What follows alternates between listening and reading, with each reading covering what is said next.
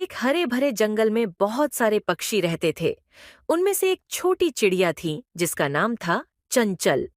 चंचल के पंख सुंदर और चमकीले थे और उसे उड़ना बहुत पसंद था। अरे दोस्तों, मैंने सुना है कि जंगल के उस पार एक सुंदर झील है। क्यों ना हम वहां उड़कर जाएं? पर चंचल, वो जगह तो बहुत दूर है। हाँ, और रास्ता भी कठिन है। अगर हम सब साथ जाएं, तो मुश्किल कुछ नहीं होगा।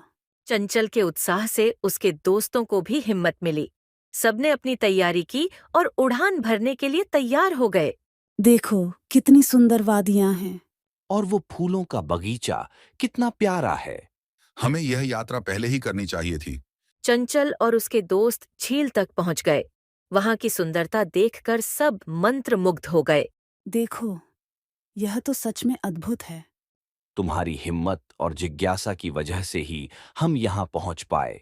अब हमें और भी नई जगहें देखनी चाहिए।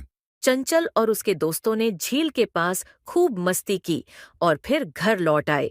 इस सफर ने उन्हें सिखाया कि मिलजुल कर काम करने से हर मुश्किल को पार किया जा सकता है।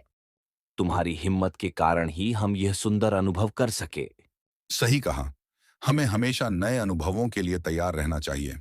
और इस तरह चंचल ने अपने दोस्तों को दिखाया कि साहस और मिलजुल कर काम करने से हर सपने को सच किया जा सकता है।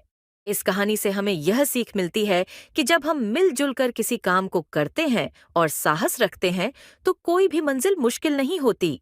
एक बार की बात है, एक घने जंगल में एक सुंदर हरा भरा तोता रहता था। उसका नाम था मीतू। मीतू बहुत ही चतुर और समझदार था। वह दिन भर जंगल में इधर उधर उड़ता रहता और तरह तरह के फलों का आनंद लेता। जंगल में एक बड़ी और ताकतवर चील भी रहती थी। उसका नाम था बिजली। बिजली बहुत ही तेज और चालाक थी। वह अक्सर छोटे पक्षियों का शिकार करती थी। एक दिन बिजली की नज़र मीतू पर पड़ी। उसने सोचा, यह तोता बहुत ताज़ा और स्वादिष्ट लगता है। आज इसे ही अपना शिकार बनाऊंगी। बिजली ने आसमान में ऊंचाई से मीतू की ओर तेजी से उड़ान भरी। लेकिन मीतू बहुत ही फुर्तीला था। उसने बिजली को आते देखा और तुरंत एक योजना बनाई। मीतू ने तेजी से पास के एक बड़े पेड़ की घनी पत्तियों के बीच छिपने का फैसला किया।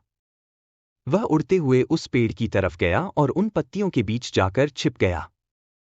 बिजली ने मीतू को देखा था, लेकिन अब उसे दिखाई नहीं दे रहा था कि मीतू कहाँ गया।